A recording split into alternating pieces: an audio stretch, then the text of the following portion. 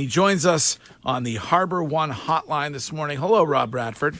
All right. Wiggy, can I get one for me? Come on. McFarland! Thank you. Makes everything feel better, doesn't got it? it, brother. There you go. Bradfo, I wanted to start on a lighter note. And it appears the robot uprising is underway at Fenway. I wonder if you have seen the Red Sox robot that is mowing the lawn, the Fenway Green. Have you seen that yet? Will he also be playing center field when they return? Yes. I don't know. Maybe he was standing in for Devers during that at bat, and hence why there was no swinging of the bat. But I believe that if you're watching the show on Twitch, and you should be, just go to Twitch and follow WEEI, then you will be able to take a look at the new Red Sox robot. Yeah, the Ciora machine. It's a what? A Ciora machine? Yeah. Is it logoed up properly? Not really. No. Okay. Well, I mean, I think robot umps are coming next year, right? Mm-hmm. I went to. Have you guys have been in stores where they have robots cleaning things up? Yeah. I went to a Chinese restaurant the other day, and the robot glided by delivering food from the kitchen to the desk.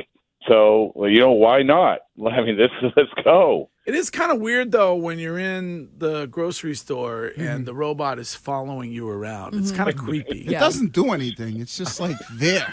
I think it's It watching. don't have any arms. I think it's watching you, Wiggy. Yeah, it might be watching. Yeah, I was going to say, here's a spoiler alert, Wiggy. It's spying on you to make sure he doesn't steal anything. You can spy all day long. I ain't hiding nothing.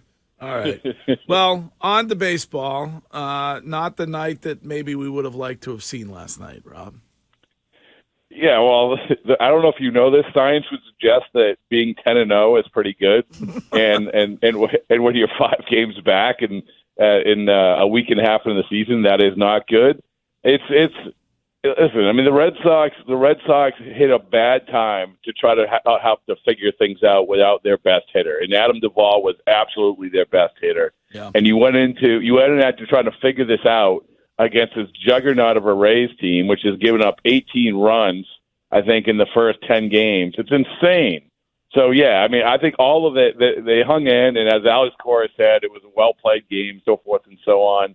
But they got to figure this out because we know what happens. Usually a team gets off to a good start like this. It puts everyone else in a hole, and the Red Sox hole just got a lot deeper when you take out your best hitter. How much, if any, of the way that Rays team has started the season is because of the Bloom doctrine, the Bloom effect? I don't know. In what way? I mean, they beat the Bloom doctrine team. I mean, they beat Bloom's team last night, so I guess that's one win. But are you saying that because of what Bloom did there? Yeah, that's why they're successful. Are you seeing that now theoretically, or? No, because I think the Rays have, even since Bloom has left, the Rays have been really good. Now, I think Chaim Bloom helped them, no question about it. But the fact of the matter is that whether they have Chaim Bloom or not, they have established a way of doing things. It's not only in terms of who's the GM, it's who's the manager, it's how they approach the game, it's scouting, it's all of it. I mean, you have to give them a ton of credit, because they have a way of doing things. It's sort of like, it goes back to the Patriots thing, right? Like you have a way of doing things for all those years, and yeah, sure, it helps you have a quarterback, but in baseball, you can't have just the one quarterback. You have to have a lot of different things, and you have to have a way of doing things, and that's what they do. Bradford, when you look at the Red Sox, like last year I think they were top 5 in hitting and runs. So when you start to look at this season's kind of unfolding, is there any, like, maybe a little bit of, like, kind of that, light at the end of the tunnel? Because it's starting to seem like their starting pitching starting to look better. And even though their bats were a little bit slow last night, don't you feel confident in the bats will be there? But if the pitching can keep up what they're doing, shouldn't this be a pretty decent Red Sox team that could compete for a playoff spot? Except for the fact that you just said you lost your best hitter, but I mean, you still have good bats in the lineup, though. Well, I was sprinkled at Wiggy with all kinds of optimism heading into this call, so you can feel it from him. Now he's predicting they're going to go to the postseason. But Well, it's about I will pitching. say- No, I hear you. Like, this is why, I didn't want to jump on oh, my goodness, Corey Kluber and Chris Sale are terrible. You have to go through a couple of times through the rotation. You have to figure out what the bullpen is. But when you asked about the offense, Greg's right, man. Like, you took away the best hitter in the major leagues for the first week and a half of the season. That's a huge part of this. And so now you have to have all these other guys step up. I think they can be a decent offense, but it was so precarious anyway. Everything had to click. And without the best guy in that lineup, everyone has to step up. And right now, let's be honest, I mean, last night aside, you still aren't getting great performances from a lot of these guys. Yeah, Verdugo's having a good year. Devers is having a good year. But Turner, Yoshida, Casas, Hernandez, all these guys, like it or not, you have to be better because the guy that was your best player by far is not playing for you anymore. Rob, sticking with pitching, not sending Pivetta back out last night, pulling Kluber last week. Is this what we should just expect moving forward, that we're going to get 5 innings out of these guys no matter how well they're pitching? Yeah, I mean, I think this is just the way Cora does things, especially early in the year. A lot of managers do things different ways, and this goes back to, Cora would sit a guy early in the year after he hit a home run the night before. He's just playing the long game, I'm not surprised by it. What happened last year was you were doing it, and the bullpen stunk, and so everything would unravel.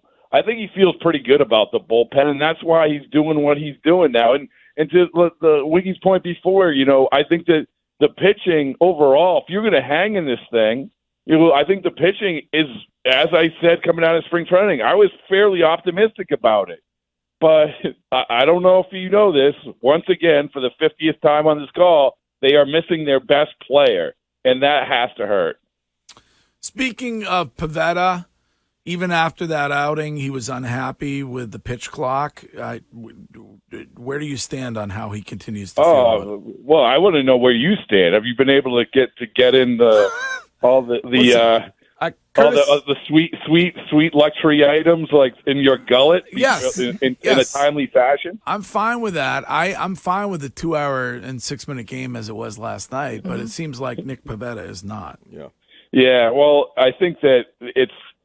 And as Chris had the great debate that winter weekend, which they're still talking about. It was like the Lincoln Douglas debate of baseball. Oh my goodness! I was going to say Frost Nixon, but still, yours is always more topical, Rob. Jeez, it was memorable. But I think that Pivetta speaks for a lot of these pitchers, as he did when he talked to Chris.